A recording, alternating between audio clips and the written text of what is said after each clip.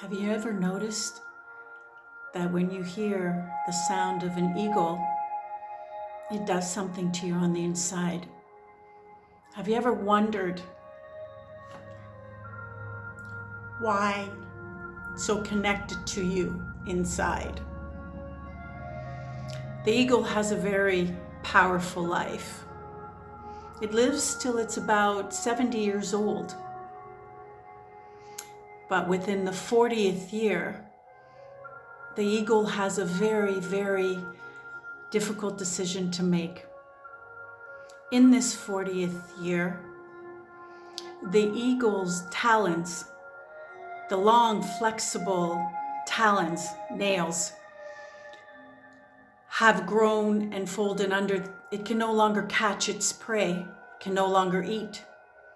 The beak that is hard and sharp has now grown under and is useless. The feathers is so heavy and weighed down, it sticks on the eagle's chest, and the eagle has difficulty breathing. At this point, the eagle has to decide, does he die? Or does he take on the most difficult, darkest, hardest task it could ever take? At this point, the eagle is required to go to the tallest mountaintop, sit on a nest. At that point, the eagle takes its beak and slams it against the rock to pluck it out. At this point, as it's waiting for the beak to grow more and more, the eagle now takes each of its talons and plucks that out. Once the talons have started to grow again and the beak is starting to grow again, it picks at its own feathers all across its body and plucks it, all the old age feathers out. For the while, the eagle looks quite hideous, tarnished, dark, a creature. But then, at a certain time, the beak will grow again, the talons will grow stronger, the feathers brighter, and the eagle will take that majestic flight of rebirth. The eagle doesn't talk a lot. It's silent, except when it's giving a message. The eagle flies very, very high altitude. It is not comfortable in a lower altitude. The eagle is very tenacious. It doesn't let go. When it has a goal, when it has a focus, it doesn't matter what obstacles are in the way. It gets what it goes after.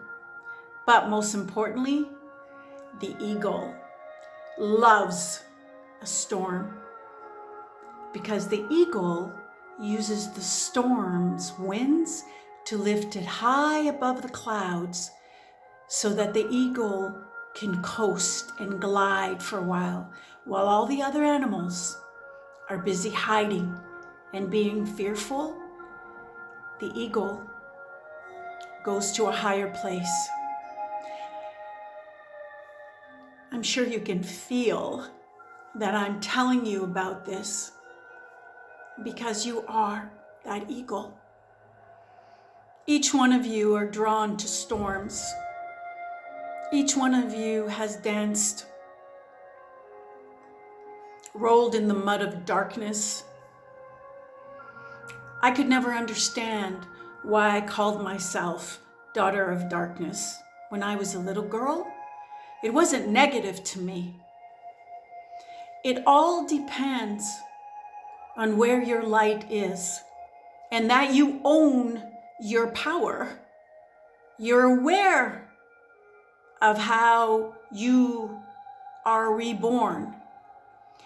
That is why, with all good intentions, there are many other messengers of outside regarding Heyokas, talking about how people are hating on us, talking about how we are taking over, rising. Not to put anyone down, I understand the messages are well-meaning, but whenever there's anything that puts you on the defense, you are completely unplugged from your power. Because it doesn't matter what battle you do and what war you fight, your hands will smell with blood. A powerful warrior never, ever uses his sword because he lives by the wit of his soul.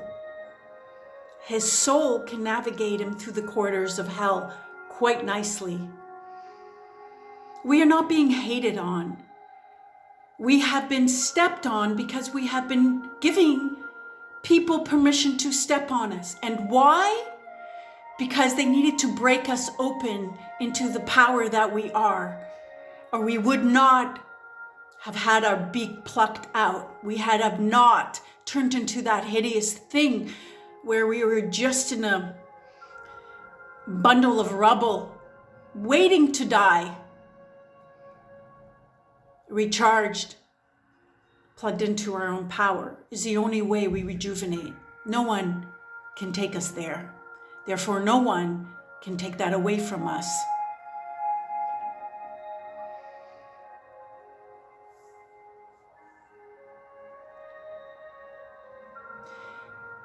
There's a lot of talk about being awakened. It's almost overused.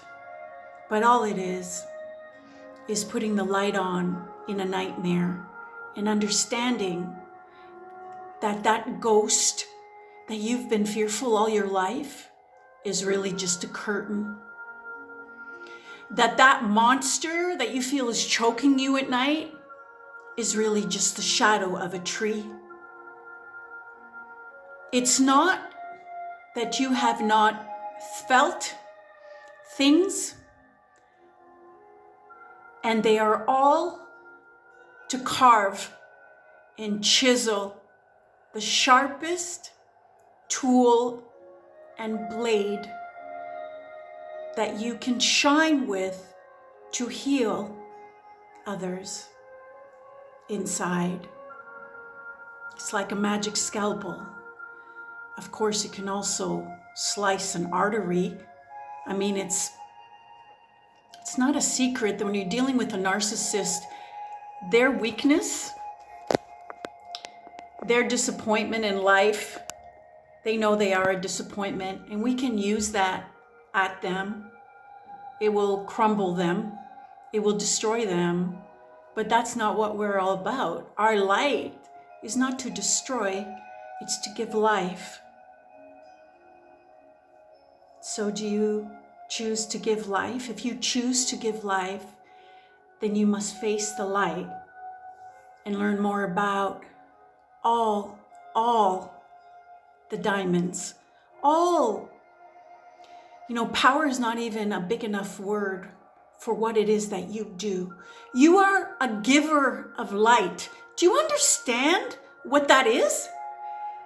The people who want that from you they're scared. They have no way of getting it.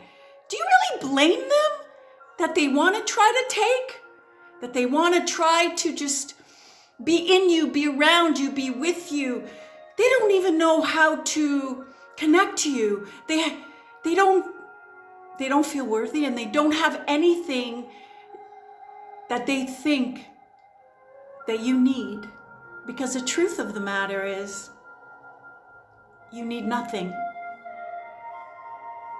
You need absolutely nothing. So when you have that ache deep inside of you, when you are sleeping at night wondering, how do I get rid of this? What fills this up? Is it a guy? Is it a girl? Is it an animal? Is it an ice cream? I love ice cream. No, it's not any of that. The only thing that will fill up that deep ache inside is you shining shining, big, big on your stage, shining. That is the only thing that will fill up that ache, because that is your home. More light is your home. So take that and allow yourself to be led on your road through authenticity. By being authentic. And that means starting now. That means when someone says, how are you? How is shmoo? You answer authentically, especially when you feel their energy isn't matching interest in who you are.